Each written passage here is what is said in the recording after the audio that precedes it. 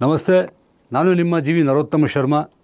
ನಿಮ್ಮ ಸಂಯುಕ್ತ ಕರ್ನಾಟಕ ಯೂಟ್ಯೂಬ್ ಚಾನಲ್ಗೆ ಸ್ವಾಗತ. ಕಳೆದ ಸಂಚಿಕೆಯಲ್ಲಿ ನಮ್ಮ ಒಂದು ಶುಭ ಸಮಯ ತಿಳಿಯಲು ಸೂತ್ರ ಹಾಗೂ ಯಾವ್ಯಾವ ರಾಶಿಯ ತತ್ವವೇನು, ಸಂಜ್ಞೆ ಏನು ಎನ್ನುವುದೆಲ್ಲ ತಿಳಿದುಕೊಂಡೆವು. ಈಗ ಈ ಒಂದು ಕಾರ್ಯಕ್ರಮದಲ್ಲಿ ರಾಶಿ ಯಾವುದು, ಅದರ ರಾಶ್ಯಾಧಿಪ ಯಾರು ಹಾಗೂ ನಕ್ಷತ್ರಗಳು ಯಾವ್ಯಾವು, ಆ ನಕ್ಷತ್ರಗಳ ಅಧಿಪತಿಗಳು ಯಾರು, ಈ ಒಂದು ವಿಚಾರವನ್ನು ತಿಳಿಸಿಕೊಡುತ್ತೇನೆ. ಮೇಷರಾಶಿ.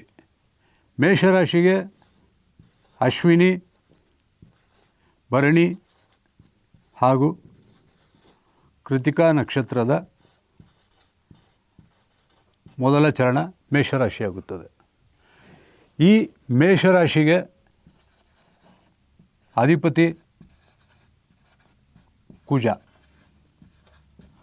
ಹಾಗೆಯೇ ಅಶ್ವಿನಿ ನಕ್ಷತ್ರಕ್ಕೆ ಕೇತು ಅಧಿಪತಿ, ಭರಣಿ ನಕ್ಷತ್ರಕ್ಕೆ ಶುಕ್ರ ಅಧಿಪತಿ, ಕೃತಿಕಾ ನಕ್ಷತ್ರಕ್ಕೆ ಸೂರ್ಯ ಅಧಿಪತಿ. ವೃಷಭ ರಾಶಿಗೆ ಬಂದದ್ದಾದಲ್ಲಿ ಕೃತಿಕಾ, ರೋಹಿಣಿ ಹಾಗೂ ಮೃಗಶಿರ. ಇಲ್ಲಿ ವೃಷಭ ರಾಶಿಯ ಅಧಿಪತಿ ಶುಕ್ರ, ಕೃತಿಕಾಗೆ ಸೂರ್ಯ ಅಧಿಪತಿ, ರೋಹಿಣಿ ನಕ್ಷತ್ರಕ್ಕೆ ಚಂದ್ರ, ಮೃಗಶಿರ ನಕ್ಷತ್ರಕ್ಕೆ ಕುಜ.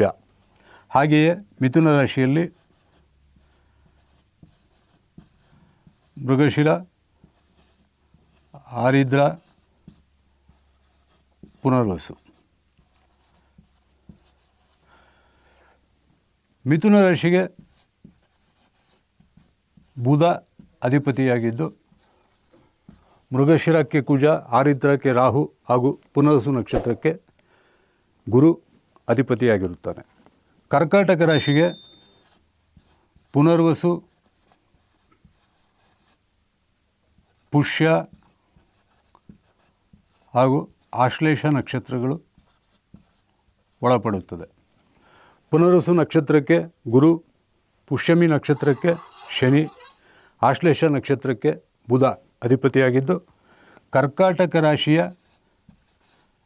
ಅಧಿಪತಿ ಚಂದ್ರ. ಹಾಗೆಯೇ ಸಿಂಹ ರಾಶಿಗೆ ಸೂರ್ಯ ಅಧಿಪತಿ. ಮಖ ನಕ್ಷತ್ರ, ಪೂರ್ವ ಪಾಲ್ಗುಣಿ ಹಾಗೂ ಉತ್ತರ ಪಾಲ್ಗುಣಿ ಸೂರ್ಯ ರಾಶಿಗೆ ಒಳಪಡುತ್ತದೆ.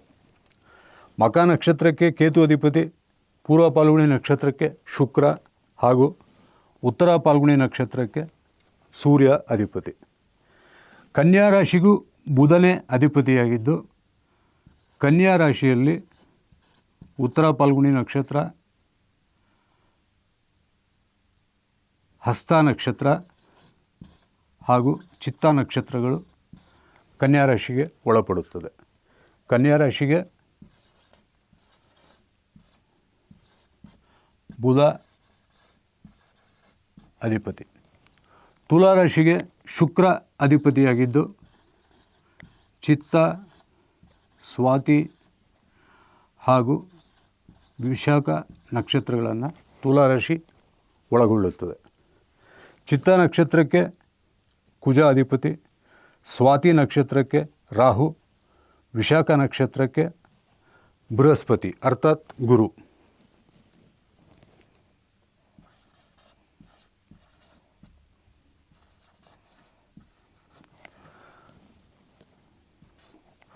ವೃಶ್ಚಿಕ ರಾಶಿಗೆ ಕುಜ, ಮಂಗಳ ಅಥವಾ ಅಂಗಾರಕ ರಾಶ್ಯಾಧಿಪತಿಯಾಗಿದ್ದು,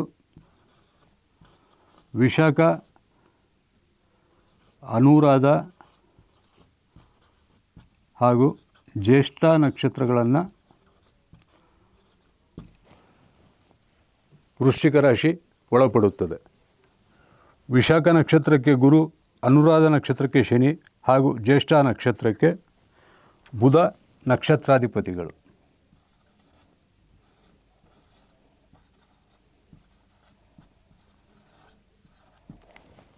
ನಂತರದ ಧನುರಾಶಿಗೆ ಗುರು ಅಧಿಪತಿಯಾಗಿದ್ದು ಮೂಲ, ಪೂರ್ವಾಷಾಢ ಹಾಗೂ ಉತ್ತರಾಷಾಢ ನಕ್ಷತ್ರಗಳನ್ನು ಧನುರಾಶಿ ಹೊಂದುತ್ತದೆ. ಧನುರಾಶಿಗೆ ಗುರು ಅಧಿಪತಿ.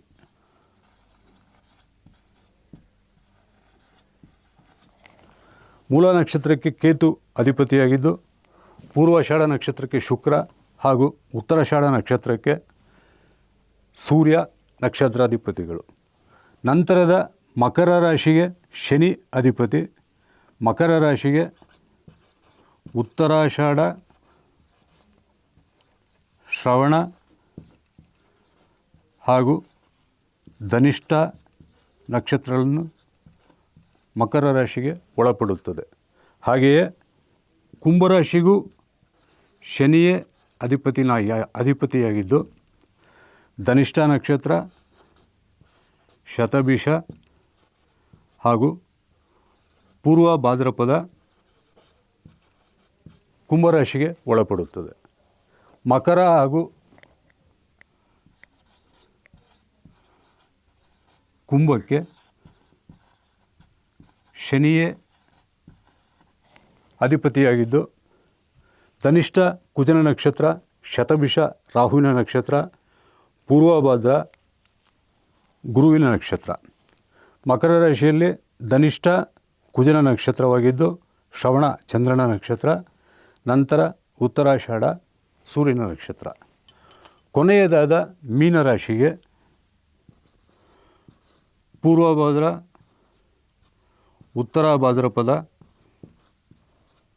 ಹಾಗೂ ರೇವತಿ ನಕ್ಷತ್ರಗಳಿದ್ದು ಪೂರ್ವ ಭಾದ್ರಪದ ಗುರುವಿನ ನಕ್ಷತ್ರವಾಗಿದ್ದು ಉತ್ತರ ಭಾದ್ರಪದ ಶನಿಯ ನಕ್ಷತ್ರ ಹಾಗೂ ರೇವತಿ ಬಂದು ಬುಧನ ನಕ್ಷತ್ರ.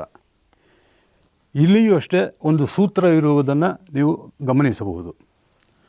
ಅಶ್ವಿನಿ ನಕ್ಷತ್ರ ಕೇತುವಿನ ನಕ್ಷತ್ರವಾಗಿದ್ದು ಭರಣಿ ಶುಕ್ರ ನಕ್ಷತ್ರ, ಹಾಗೆಯೇ ಕೃತಿಕ ಸೂರ್ಯನ ನಕ್ಷತ್ರ.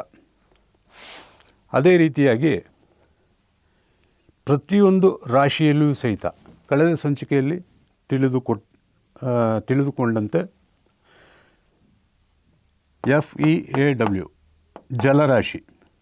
ಜಲರಾಶಿಯಲ್ಲಿ ಪುನರ್ವಸು, ಪುಷ್ಯ, ಆಶ್ಲೇಷ ಗುರುವಿನ ನಕ್ಷತ್ರ, ಶನಿಯ ನಕ್ಷತ್ರ ಹಾಗೂ ಬುಧನ ನಕ್ಷತ್ರ. ಅದೇ ರೀತಿಯಾಗಿ ಮತ್ತೊಂದು ಜಲರಾಶಿ ವೃಶ್ಚಿಕದಲ್ಲಿ ಇಲ್ಲಿ ಹೇಗೆ ಪುನರ್ವಸು ಗುರುವಿನ ನಕ್ಷತ್ರವೋ ಇಲ್ಲಿ ವಿಶಾಖ ನಕ್ಷತ್ರ ಗುರುವಿನ ನಕ್ಷತ್ರ. ಇಲ್ಲಿ ಹೇಗೆ ಪುಷ್ಯಮಿ ನಕ್ಷತ್ರ ಶನಿಯ ನಕ್ಷತ್ರವೋ ಇಲ್ಲಿಯೂ ಅನುರಾಧ ನಕ್ಷತ್ರ ಶನಿಯ ನಕ್ಷತ್ರ. ಆಶ್ಲೇಷ ಹೇಗೆ ಬುಧನ ನಕ್ಷತ್ರವೋ ಅದೇ ರೀತಿಯಾಗಿ ಜ್ಯೇಷ್ಠ ನಕ್ಷತ್ರ ಸಹಿತ ಬುಧನ ನಕ್ಷತ್ರವೇ ಆಗಿದೆ. ಮತ್ತೊಂದು ಜಲರಾಶಿ ಮೀನರಾಶಿ. ಇಲ್ಲಿಯೂ ಸಹಿತ ಪೂರ್ವಭಾದ್ರ ಗುರುವಿನ ನಕ್ಷತ್ರ, ಉತ್ತರ ಭಾದ್ರಪದ ಶನಿಯ ನಕ್ಷತ್ರ ಹಾಗೂ ರೇವತಿ ಬುಧನ ನಕ್ಷತ್ರ. ಈ ಸೂತ್ರವನ್ನು ನೀವು 12 ರಾಶಿಗಳಲ್ಲೂ ಗಮನಿಸಬಹುದು. ಯಾವ ರೀತಿಯಾಗಿ ಜಲರಾಶಿಗಳಲ್ಲಿ ನಕ್ಷತ್ರಗಳು ಮತ್ತೆ ಜಲರಾಶಿಯಲ್ಲಿ ಪುನರಾವರ್ತನೆಯಾಗುತ್ತದೋ ಅದೇ ರೀತಿಯಾಗಿ ಅಗ್ನಿತತ್ವ ರಾಶಿಗಳು, ಭೂತತ್ವ ರಾಶಿಗಳು, ವಾಯುತತ್ವ ರಾಶಿಗಳು ಏನಿದೆಯೋ ಅವು ಸಹಿತ ಪ್ರತಿ 5 ರಾಶಿಗೊಂಬಂತೆ ಮತ್ತೆ ಅದೇ ಪುನರಾವರ್ತನೆ ಆಗುತ್ತಿರುತ್ತದೆ. ಈಗ ರಾಶಿ ಯಾವುದು, ಅದರಲ್ಲಿರುವಂತಹ ನಕ್ಷತ್ರಗಳು ಯಾವುದು, ಆ ನಕ್ಷತ್ರಕ್ಕೆ ಅಧಿಪತಿ ಯಾರು ಮತ್ತು ರಾಶಿಗೆ ಅಧಿಪತಿ ಯಾರು, ಈ ವಿಚಾರಗಳನ್ನು ಈ ಒಂದು ಸಂಚಿಕೆಯಲ್ಲಿ ತಿಳಿದುಕೊಂಡೆವು.